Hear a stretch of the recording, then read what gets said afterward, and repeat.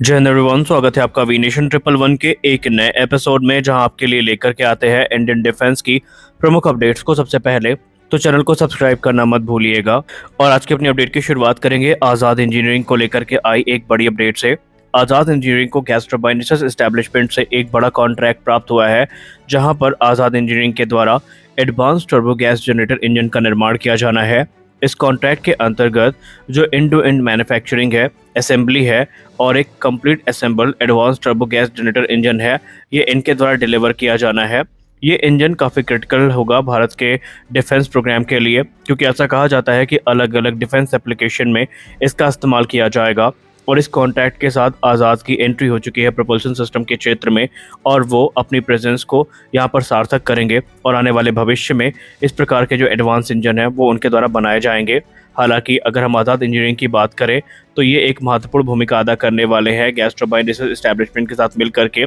क्योंकि ये एक सिंगल सोर्स इंडस्ट्री पार्टनर का रोल अदा करेंगे और इस मिशन को सक्सेसफुल बनाएंगे। रिपोर्ट्स में कहा जा रहा है कि आज़ाद इंजीनियरिंग के द्वारा जो फर्स्ट बैच है फुली इंटीग्रेटेड टर्बो इंजन का, ये 2026 की शुरुआत में डिलीवर किया जाएगा। हमारी अगली बड़ी अपडेट भारतीय वायुसेना के C-130J सुपर हरक्यूलिस एयरक्राफ्ट को लेकर के आ रही है। जैसा कि हम सब जानते हैं कि C-130J सुपर हरक्यूलिस भारतीय वायुसेना के सबसे कैपेबल ट्रांसपोर्ट एयरक्राफ्ट में से एक है और ये सबसे विश्वसनीय ट्रांसपोर्ट एयरक्राफ्ट भी है। और इसको लेकर के आज इंडियन एयरफोर्स की तरफ से एक ट्वीट किया गया है, जहां पर उन्होंने एक सिग्निफिकेंट माइलस्टोन के बारे में अवगत करवाया है। इंडियन एयरफोर्स ने अपने ट्वीट में ये कहा है कि भारतीय वायुसेना के C-130J सुपर हरक्यूलिस एयरक्राफ्ट ने नाइट विजन गॉगल की सहायता से एडवांस लैंडिंग ग्राउंड में एक सक्सेसफुल नाइट लैंडिंग को पूरा किया है। और इस प्रकार से लगातार चरणबद्ध तरीके से इस प्रकार की जो नाइट लैंडिंग है इनको की जा रही है, और भारतीय वायुसेना अपने ट्रांसपोर्ट एयरक्राफ्ट की जो कैपेबिलिटी है उसको परख रही है। कहा जा रहा है कि इस प्रकार की जो नाइट लैंडिंग है ये किसी विषम परिस्थिति में काफ़ी महत्वपूर्ण हो सकती है,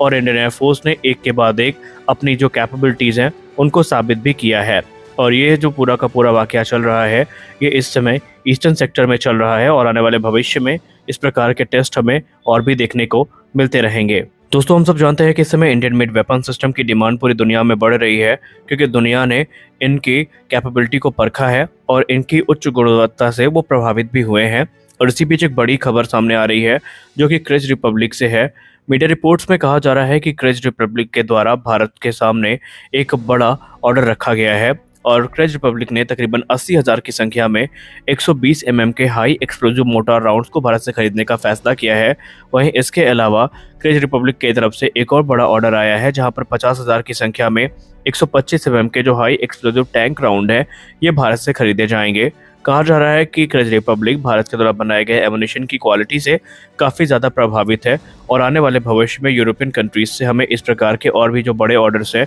वो देखने को मिल सकते हैं, क्योंकि भारत ने इस प्रकार के एमुनिशन को न सिर्फ बनाया है बल्कि अपनी उच्च गुणवत्ता का समय समय पर जो दुनिया है उसके सामने प्रमाण भी रखा है। और यही कारण है कि इस प्रकार के ऑर्डर अब हमें नियमित रूप से मिलते रहेंगे। हमारी अगली बड़ी अपडेट आ रही है सागर डिफेंस इंजीनियरिंग को लेकर के। सागर डिफेंस इंजीनियरिंग के द्वारा एक बड़ा इनोवेशन सामने रखा गया है, और उन्होंने अपने इस इनोवेशन से पर्दा भी उठाया है, जिसका नाम है बाली अनमैन सरफेस व्हीकल। जी हाँ, ये अनमैन सरफेस व्हीकल जो है सागर डिफेंस के द्वारा बनाई गई है, और ये इम्प्रेसिव कैपेबिलिटी के साथ में आती है, और इसे मैरीटाइम डोमेन में एक स्ट्रॉन्ग कंटेंडर के तौर पर देखा जा रहा है। अगर हम इसके स्पेसिफिकेशंस की बात करें तो बाली अनमैन सरफेस व्हीकल को स्पीड को ध्यान में रख करके बनाया गया है, और ये 25 नॉट्स की जो स्पीड है उसको प्राप्त कर सकती है। वहीं इसका जो ऑपरेशनल इंड्योरेंस टाइम है ये 8 से लेकर के 10 घंटे का है, और ये अलग अलग प्रकार के ऑपरेशन में इस्तेमाल की जा सकती है। अगर हम इस अनमैन सरफेस व्हीकल की बात करें तो इसे रेडार सिस्टम से इक्विप किया गया है,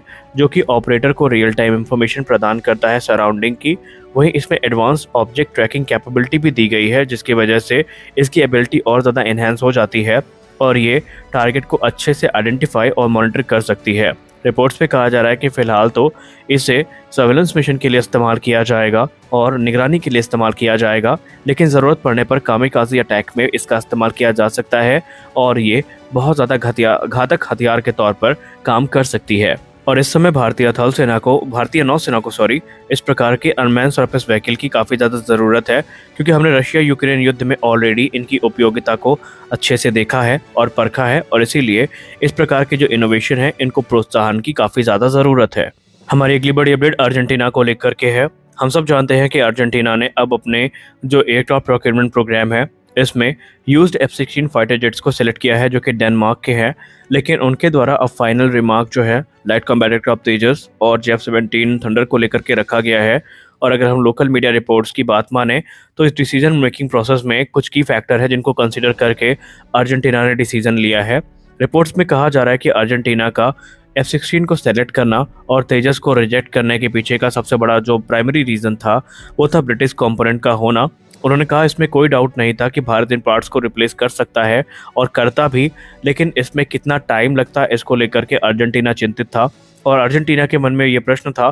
कि क्या आने वाले समय में इन पार्ट्स की जो उपलब्धता है उनको सही समय पर करवाई जा सकेगी। और भी कई रीज़न थे जिसके चलते अर्जेंटीना ने लाइट कॉम्बैट एयरक्राफ्ट तेजस को सेलेक्ट ना करना ही उचित समझा। वहीं F-17 थंडर के केस में बात करते हुए रिपोर्ट्स में ये कहा जा रहा है कि अर्जेंटीना ने F-17 थंडर को लीस्ट कैपेबल एयरक्राफ्ट का दर्जा दिया था इस पूरे कैटेगरी में। इन तीनों कैंडिडेट्स के बीच में जो ये लीस्ट कैपेबल एयरक्राफ्ट था वो F-17 थंडर था और वो चाइनीज़ इंजन की परफॉर्मेंस से खुश नहीं है क्योंकि इसका जो lower mean time between failure है ये उनको काफ़ी ज़्यादा चिंतित कर रहा था। वहीं इसके मेंटेनेंस को लेकर के जिस प्रकार की इंटरनेशनल मीडिया में न्यूज़ सर्कुलेट हुई है और ऑपरेटर्स के जैसे अनुभव रहे हैं उसको लेकर के अर्जेंटीना काफ़ी ज़्यादा चिंतित था और इसीलिए उन्होंने F-16 को सेलेक्ट करना उचित समझा। जैसा कि हम सब जानते हैं कि अमेरिका इस समय 5th जनरेशन फाइटर एयरक्राफ्ट से ऊपर उठ के जो 6th जनरेशन फाइटर एयरक्राफ्ट है इसके डेवलपमेंट को प्राथमिकता दे रहा है। और इसी क्रम में हमने हाल ही में B-21 रेडर के अनवेलिंग को देखा और इसकी पहली उड़ान को हम लोगों ने देखा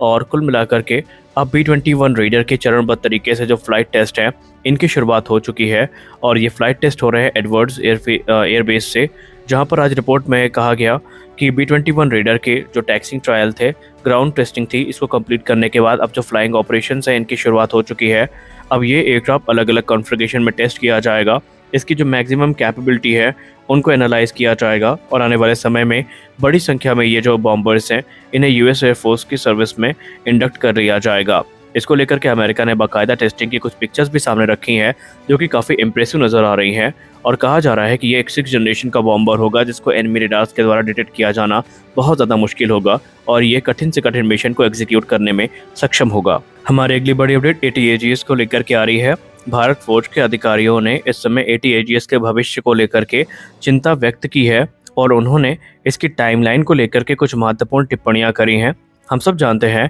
कि advance towed artillery gun system की रिक्वायरमेंट इस समय भारतीय थल सेना को कितनी ज़्यादा है और 307 की संख्या में जो advance towed artillery gun system है ये भारतीय थल सेना के द्वारा इंडक्ट की जानी है, लेकिन अभी तक इस पर कोई निर्णय नहीं लिया गया है। और इसी बीच मीडिया से बात करते हुए भारत फौज की तरफ से ये इंडिकेट किया गया है कि जनरल इलेक्शन के रिजल्ट आते ही जैसे ही नई गवर्नमेंट फॉर्म होगी तो उन्हें इस चीज़ की उम्मीद है कि 307 की संख्या में जो advance towed artillery gun system है इनके ऑर्डर इंडियन आर्मी के द्वारा प्लेस किए जाएंगे और उनको इस चीज़ का भी भरोसा है कि ये जो नंबर्स हैं ये बने रहेंगे, किसी प्रकार का बदलाव नहीं होगा। Advance towed artillery gun system की बात करें तो ये टाटा डिफेंस और भारत फौज के द्वारा जॉइंट कोलैबोरेशन में बनाई गई है और ये मास प्रोडक्शन का इस समय इंतजार कर रही है। तो आज के इस वीडियो में बस इतना ही, मिलते हैं अपने अगले वीडियो में कुछ और अपडेट्स के साथ। तब तक के लिए जय हिंद।